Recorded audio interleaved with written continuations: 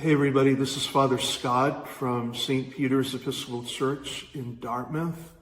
And it's early Thursday morning and we are beginning the preparations for the weekend, for Sunday morning, our time together, our worship time when we not only gather for worship, but we gather to be empowered by the Holy Spirit so that we receive the energy and the strength and the power that we need to go back out into the world and to be disciples and to share the love of Jesus with all those who need to hear messages of hope and love.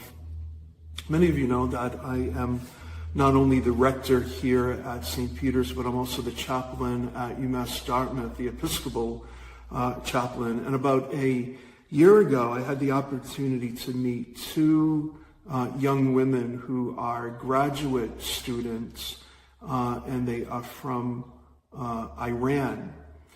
And soon after they arrived here, the conflict, the war, the tension, all of that started to unfold, and all of their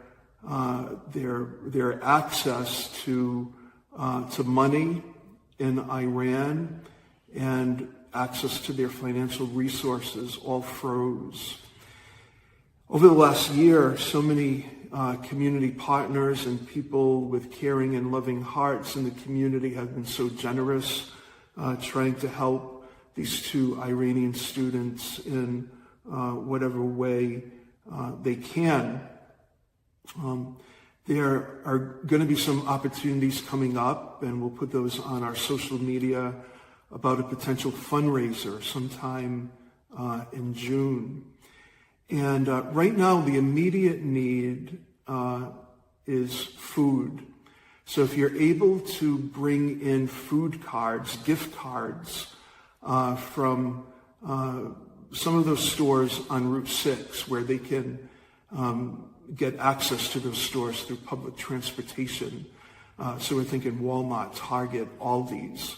All of that would be really helpful to them.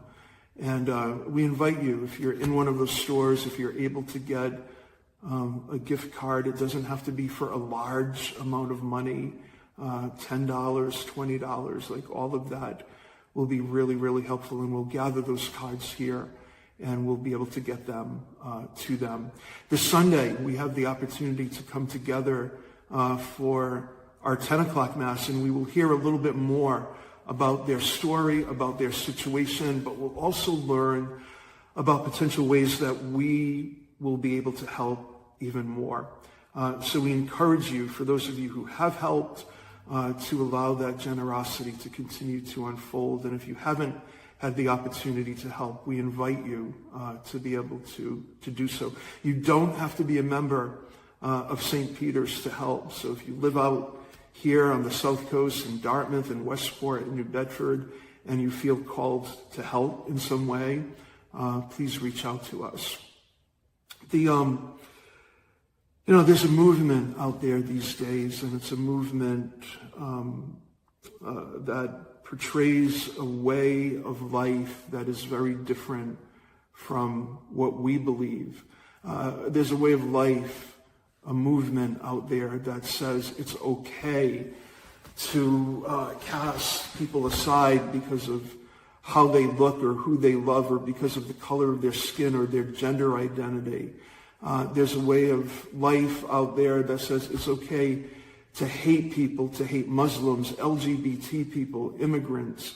A message that is often promoted by white Christian nationalism. There's a message that says that if people are oppressed or unheard, that's okay. It's okay for racism to exist. It's okay to blame people because of their life situations. But there's another message out there that goes contrary to that, right? That's contrary to the message of naming people as evil and bad. And that other message is the way of love, and it's the way that Jesus came to show us. And that way of love of Jesus is about lifting up the poor, liberating the oppressed, proclaiming good news to the poor, and raising humanity to new life. And that's the message, my friends, that we choose to follow as disciples of Christ. You know, some people say that they feel like they don't have any hope these days. And I think for many of us, the opposite is true, because this is our time as Christians to shine. This is our time to be open to the power of the Holy Spirit, the power that lives within us. And the Holy Spirit gives us the hope and the courage that we need to go into the world and proclaim hope where there isn't hope, and to be able to proclaim love where there is hatred. So friends, we are reminded, once again, we're always reminded that the Holy Spirit gives us courage to stand up and to do what Jesus did and what he cared for. And what his mission was to proclaim good news to the poor, freedom to prisoners, recovery of sight to the blind, to help the oppressed go free. And that's the message, and that's the mission that Jesus has handed on to you and to me. And that, my friends, is a source of great hope. That where the world needs hope and light and love, that we're there to embrace the Jesus movement, to live lives that are centered on compassion, justice, and love, a love that extends out to the whole human family. You know, sometimes I think that we encounter the temptation sometimes to feel that being a Christian is something that's lived within these walls, with a Hallmark Channel, feel-good spirituality, with a comforting message that makes our hearts feel peaceful. And then what happens is we just begin keeping our own little personal God to ourselves, right? And the mission of the church calls us to do otherwise. It calls us to live on the periphery, to care for those who are on the margins, to proclaim the good news to those who need resurrection, to those who have been oppressed.